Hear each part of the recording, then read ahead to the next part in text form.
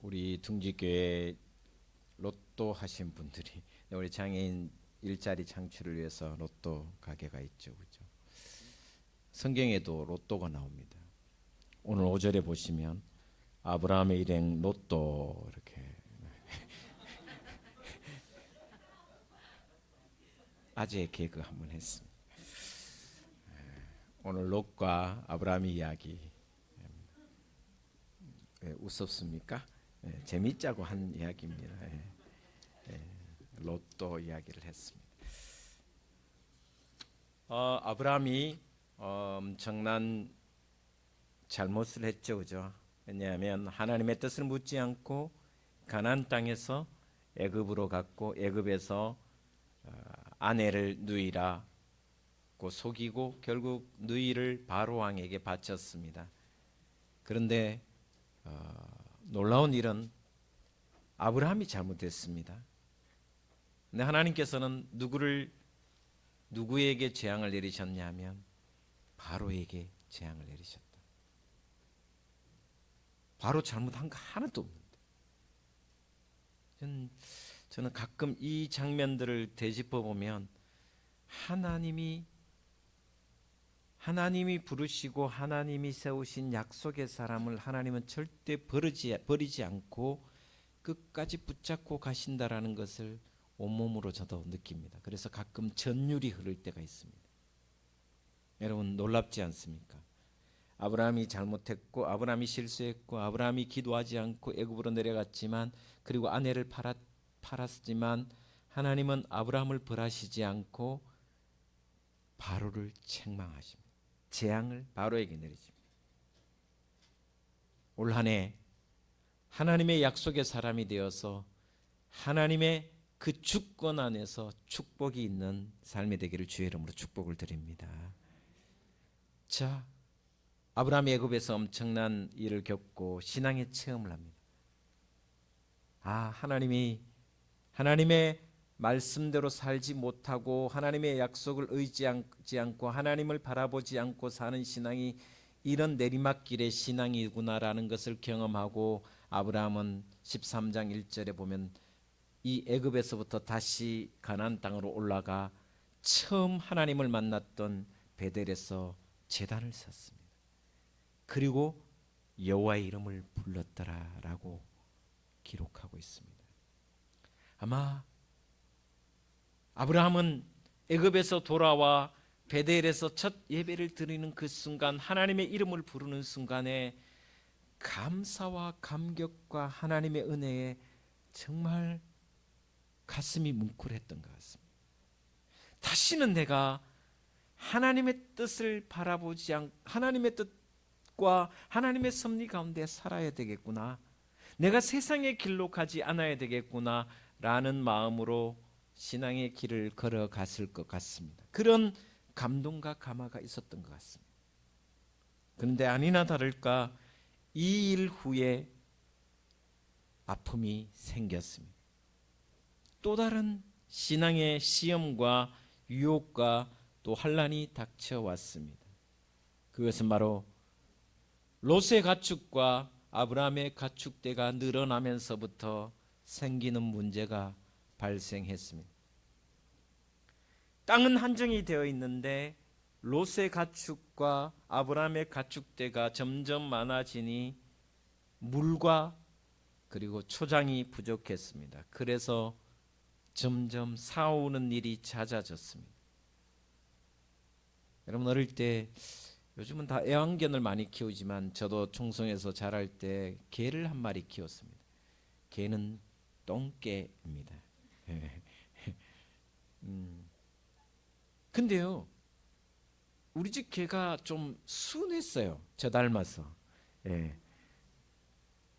나가서 있잖아요. 동네 이웃집 개인데 이렇게 다쳐가 오기도 하고 또 완전히 진흙이 다 돼갖고 발표가 오는 것 같은 느낌이 들기도 하고 이러면 처음에는 괜찮은데 은근히 열받아요.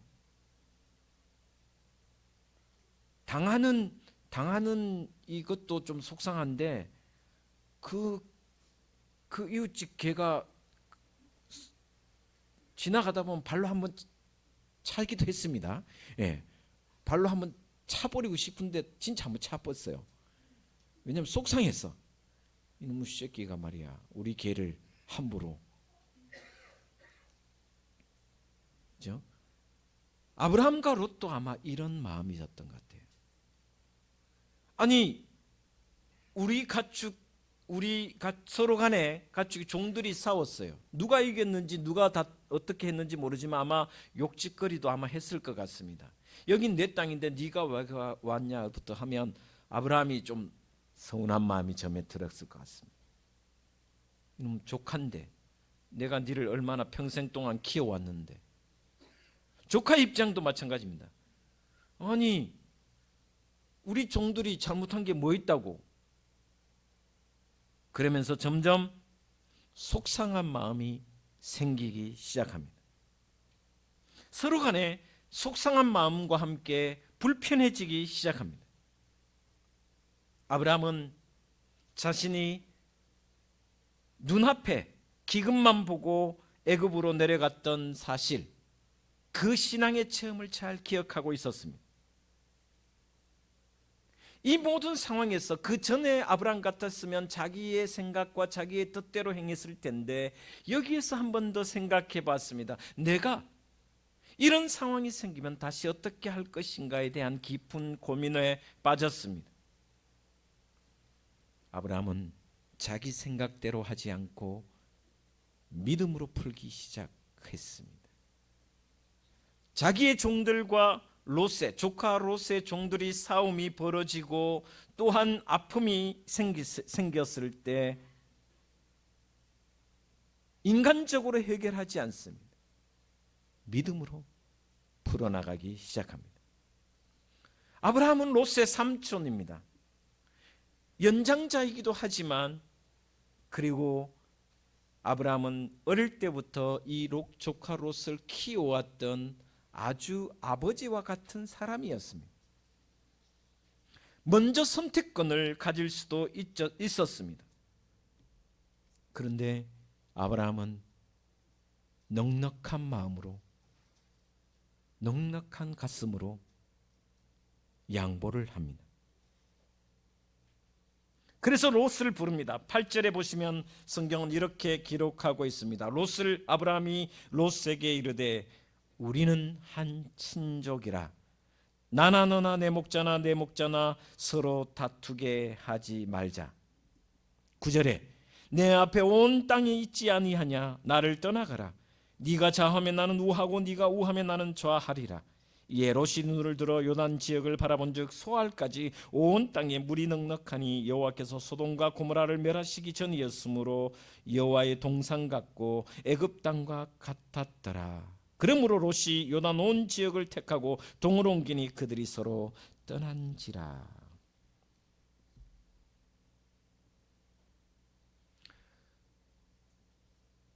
아브라함과 롯의 이야기의 핵심은 롯은 육의 길을 걸어갔다라는 것이고 아브라함은 영의 길을 택했다라는 것입니다. 믿음으로 영적인 길을 택했다라는 것입니다. 다시 말하면 롯은 세상의 길로 갔고 세상 사람들과 같은 육적인 삶을 선택했고 아브라함은 그리스도인의 모습으로 영적인 길을 선택했다라고 이야기할 수 있습니다. 롯이 보기에 자기 앞에 놓인 땅이 너무나도 비옥한 땅, 소알까지 뻗은 땅이 비옥해 보였습니다. 거기에 물이 풍성했습니다. 양과 또한 자기 가축들이 먹고 살 만큼 풍성했습니다. 그래서 소알까지 이어지고 소돔과 고모라의 땅이었던 비옥한 땅을 선택합니다. 남은 땅은 아브라함이 선택한 땅이 아니죠. 남은 땅이죠.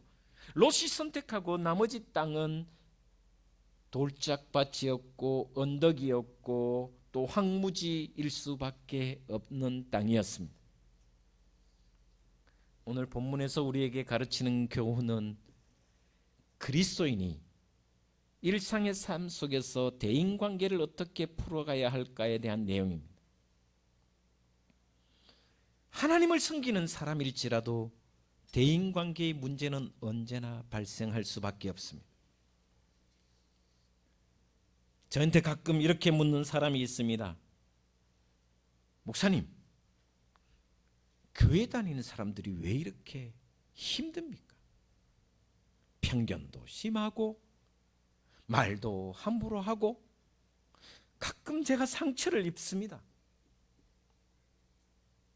하나님 은혜를 받고 하나님의 그 사랑을 체험한 사람이 이제 믿음 생활을 잘해보려고 노력하는데 갑자기 그런 상처를 당하니까 그 사람은, 교회 다니는 사람들은 다 천사라고 생각했던 것 같습니다.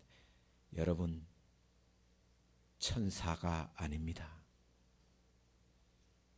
천사 절대 아닙니다. 교회는 문제가 많은 사람들의 모임이 바로 교회입니다. 깨끗하고 완벽한 사람들이 모인 곳이 절대 아닙니다. 스스로 죄인이라고 여기는 사람들이 모인 곳이 바로 교회입니다.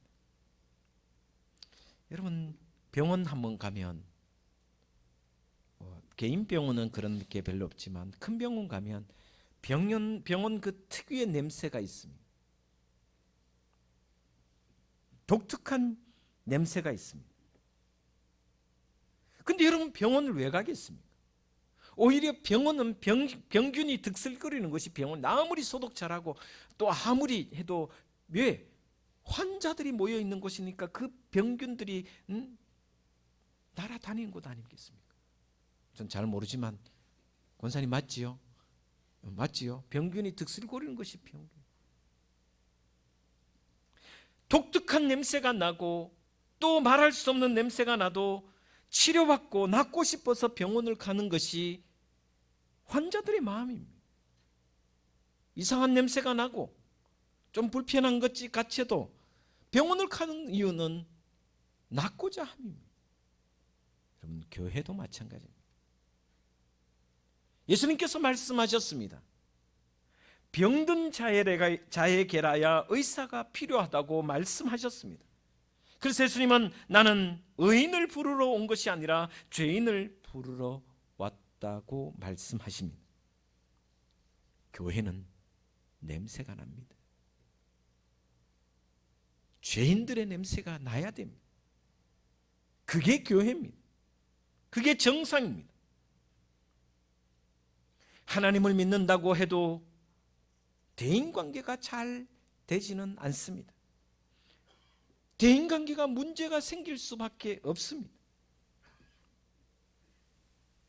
대인관계가 문제가 생기면 믿음을 배신한 것처럼 지내는데 그렇지 않습니다.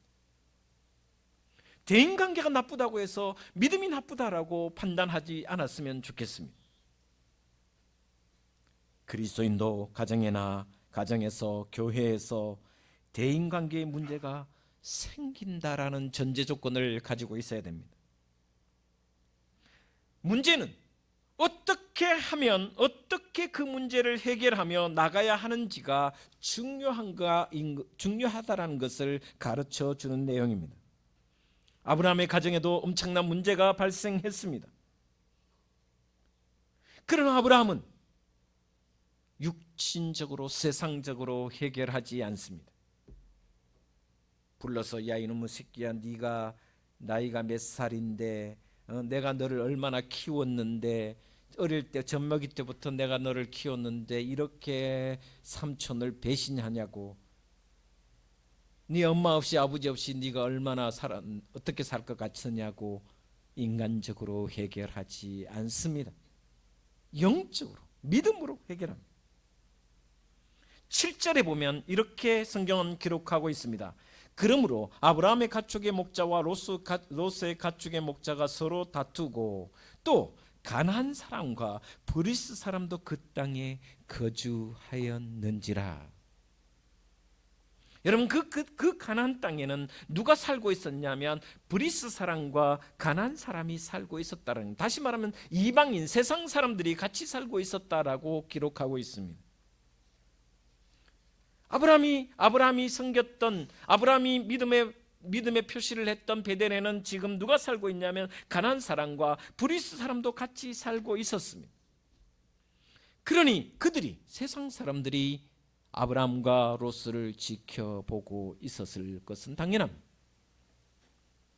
여러분, 세상 사람들은 언제나 그리스도인들이, 믿는 사람들이 어떤 문제가 일어났을 때 어떻게 해결하는지 늘 지켜보고 있습니다.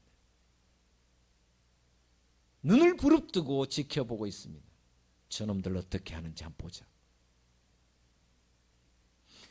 그런데 아브라함은 그런 환경 속에서 자신의 종과 롯의 종들이 티격태격 싸우고 심지어 주먹 다툼까지 일어나는 장면 속에서 그는 세상 사람들이 지켜본다는 것을 너무나도 잘 알고 있습니다. 아브라함은 문제의 원인을 찾습니다. 문제의 원인 첫 번째는 좁은 공간에서 두 양떼가 같이 한다는 것은 힘들다는 것을 알게 됩니다. 그렇죠? 한 공간 안에 두 양떼가 좁은 공간에 물과 또 푸른 초장을 같이 공유하는 것은 점점 늘어나는 가축대에 비해서 너무나도 좁았기 때문에, 힘들었기 때문에 같이 공존할 수 없다는 것을 알게 됩니다. 또한 아브라함의 인생관, 가치관과 신앙관과 세계관이 롯과 너무나도 달랐습니다. 롯의 인생관과 신앙관은 아브라함의 가치관과는 전혀 달랐다는 것을 알게 됩니다. 또한 삼촌과 조카 사이는 세대 차이도 있을 수 있습니다. 요즘 쌍둥이도 세대 차 난답니다. 2시간 먼저 났다고 형은 내하고 세대가 다르다고 이야기합니다. 그리고 아브라함은 이런 문제를 숨기지 않습니다. 드러내 놓습니다. 그리고 이 문제를 해결하기 위해서 감정을 따라 하지 않습니다. 생각대로 한다면 연장자인 아브라함이 롯을 불러서 이놈의 새끼야, 네가 어떻게 너희들 이럴 수 있냐라고 할 수 있지만 그렇게 하지 않습니다. 원칙을 지킵니다. 원칙에 따라 해결합니다. 그 원칙이 무엇이냐? 오늘 본 말씀 8절의 내용입니다. 한번 따라 하겠습니다. 너와 나는 한 친족이라. 한 번 더 따라 하겠습니다. 우리는 한 가족입니다. 하나라고 이야기합니다. 우리는 한 아버지, 한 성령, 한 주님을 섬기는 한 가족이라고 이야기하고 있습니다. 너와 나는 따로 국밥이 아니라 한 친족이라고 이야기하고 있습니다. 하나님 아버지의 한 그 안에서 한 친족이며 하나라고 이야기하고 있습니다.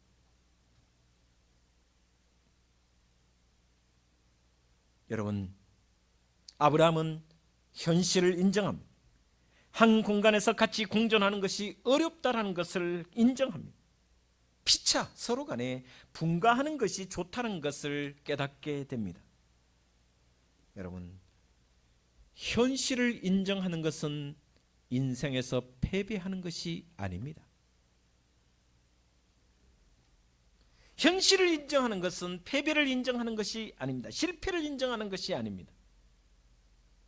믿는 자가 너무 고지식해서는 안 됩니다. 아브라함은 제안을 합니다. 네가 우하면 내가 좌하고 네가 좌하면 내가 우하리라. 아브라함은 주일내만 하나님 믿는 사람이 아니었습니다. 주일내만 교인이 아니었습니다.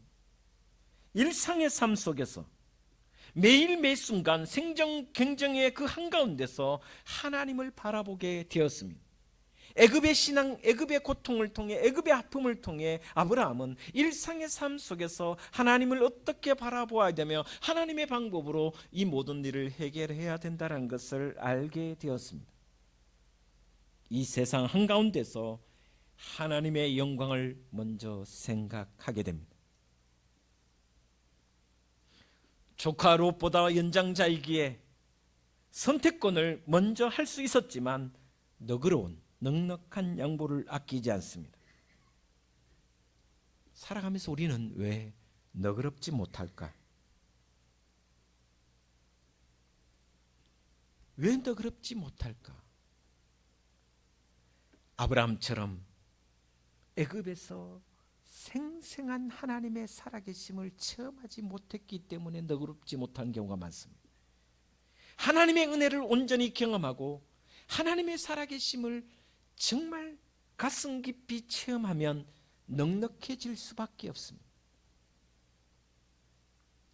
아브라함은 문제가 생겼을 때 이제는 자기의 손을 내려놓고 하나님의 마음으로 조카에게 양보를 합니다. 여러분의 마음도 이런 넉넉한 아브라함의 마음이 되시기를 주의 이름으로 축원을 드립니다.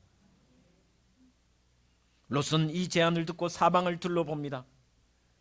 비옥하고 물이 가득한 소모라 땅이, 소돔과 고모라 땅이 보였습니다. 눈앞에 보이는 이 곳이 너무나도 아름다워 보였고 비옥해 보였고 이곳에서 가축을 치며 이곳에서 살아가는 것이 더 행복하다는 것을 알게 되었습니다. 롯의 마음에는 영적인 눈이 보이지 않았습니다. 순례자의 정신이 없었습니다. 그 땅이 도덕적으로 윤리적으로 타락한 곳이라는 것을 영적으로 바라보지 못하고 있었습니다.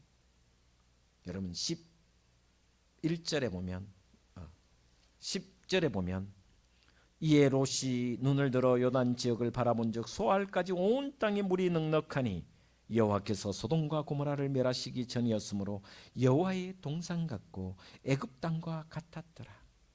너무 아름다워 보였어요. 에덴 동산처럼 애굽의 그 모든 것처럼 아름다운 땅, 비옥한 땅으로 보였습니다. 그러나 세상의 눈으로 보면 그렇게 보였지만 13절에 성경은 이렇게 기록하고 있습니다. 소돔 사람은 여호와 앞에 악하며 큰 죄인이었더라. 소돔과 고모라의 사람들은 하나님의 사람들이 아니었습니다. 오히려 세상에서 악을 행하며 하나님 보시기에 너무나도 안타까운 삶을 살아갔습니다. 큰 죄인의 모습이었다라고 성경은 기록하고 있습니다. 다시 말하면 영적인 선택이 아니라 육신의 선택, 눈앞의 이익만 바라보며 선택한 모습이었습니다. 여러분은 어떻습니까? 여러분 직장을 구할 때, 여러분 집을 구할 때 내 신앙과 얼마나 결부시켜서 선택을 하는지, 아내를 또 남편을, 신랑 신부를 선택할 땐 얼마만큼 내 신앙에 견주어서 내 신앙에 유익이 되는 것, 정말 영적인 눈으로 바라보는지, 직업의 선택도 집을 선택하는 것도 저는 단호하게 이야기합니다. 여러분 스스로 한번 생각해 보십시오. 내가 집을 얻을 때, 집을 살 때 내 자식들의 신앙생활을 위해서 얼마만큼 고민하며 나의 신앙을 위해서 고민하며 집을 얻는지. 저는 가끔 놀랄 때가 있습니다. 신천지 본부가 어디 있는지 여러분 잘 아실 것입니다. 서부정량에서 조금만 가면 있습니다. 그런데 신천지 그 빌딩 주변에 거의 모든 집들이 다 신천지의 사람들의 집입니다. 제 친구가 목회하는 곳이 남도교회입니다. 바로 신천지에서 100m, 50m도 안 떨어져 있습니다. 집만 비면, 전세나 월세가 비면 모든 신천지 교인들이 거기를 향한다. 그리고 부동산에는 1순위 다 신천지 교인들이, 신천지 이단들이. 이단들도 자기의 신앙을 위해서 집을 선택하고 자기의 신앙을 위해서 아내와 배우자를 선택합니다. 놀랍습니다. 그런데 우리는 어떻습니까? 집을 얻는데도 교회와 좀 더 멀리, 전영 집사님 두고 한 거 아닌데.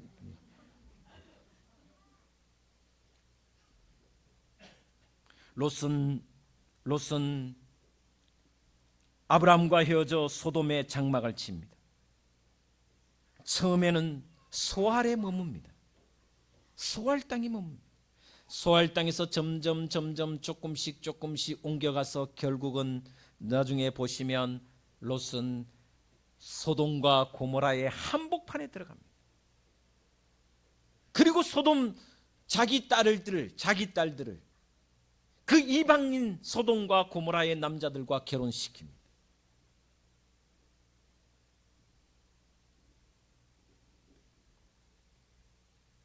소돔과 고모라가 연합해서 롯과 연합해서 그돌라오멜과 전쟁을 치지만 그러나 그돌라오멜에게 포로로 잡혀갑니다. 아브라함의 318명의 용사들과 함께 용병들과 함께 그를 구해주지 않았으면 롯은 그돌라오멜의 종이 될 수밖에 없었습니다. 소돔과 고모라는 그 악이 하늘에 다 결국은 불로 멸망해버립니다. 재산도 불에 타버렸습니다. 롯의 아내는 뒤를 돌아보다가 소금 기둥이 되었습니다. 롯은 영원의 거지가 되어버렸습니다. 영혼의 거지가 되어갔습니다. 더 좋은 집, 더 좋은 직장을 쫓아가면 어느 날 영혼의 거지가 되는 것은 하나님의 이치입니다. 아브라함은 조카 롯을 떠나보내고 마음이 너무 허전했습니다. 그런데 성경은 이런 허전하고 씁쓸한 이 아브라함에게 하나님이 찾아오십니다. 14절부터 18절 말씀이 바로 그 말씀의 내용입니다. 14절 제가 읽어드리겠습니다. 롯이 아브라함을 떠난 후에 여호와께서 아브라함에게 이르시되 너는 눈을 들어 너인 곳에서 북쪽과 남쪽 그리고 동쪽과 서쪽을 바라보라. 보이는 땅을 내가 너와 내 자손에게 주리니 영원히 이르리라. 가장 좋은 땅은 롯에게 양보했습니다. 그러나 가장 귀한 하나님의 약속이 자기 손에 있음을 깨닫게 됩니다.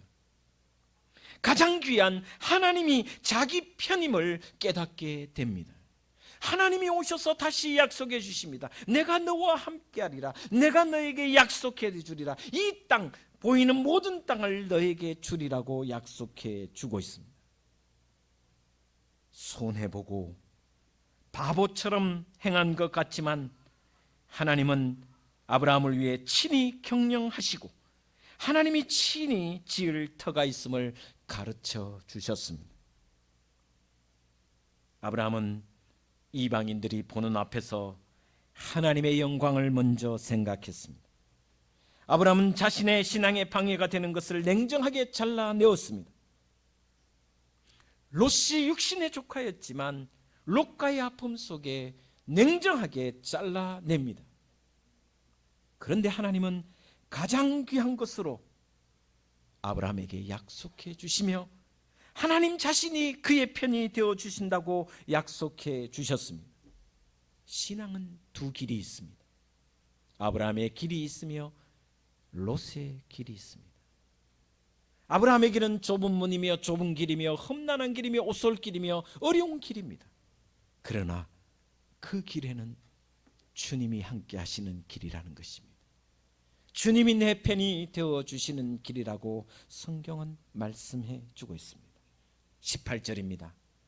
이에 아브라함이 장막을 옮겨 헤브론에 있는 마므레 상수립 수풀에 이르러 거주하며 거기서 여호와를 위하여 제단을 쌓았더라. 여기에 헤브론은 언덕입니다. 바위 기둥이 많은 곳입니다. 양을 칠 수가 없습니다. 물이 없습니다. 아브라함이 거주했던 곳은 바로 헤브론 땅. 거긴 물도 없고 숲도 풀도 없고 참으로 험악한 땅이었지만 그러나 그 한가운데 하나님의 이름을 부르며 제단을 쌓으며 하나님이 동행하는 길을 걸었다라고 이야기해 주고 있습니다. 올 한 해 때로는 좁은 문 좁은 길을 갈지라도 그 가운데 그것이 영적인 길이라면, 그것이 하나님이 주시는 길이라면 하나님이 내 편이 되어 주시리라 믿습니다. 그 길을 걸어가는 저와 여러분의 신앙이 되기를 주님의 이름으로 축원을 드립니다. 기도하겠습니다. 하나님 감사합니다.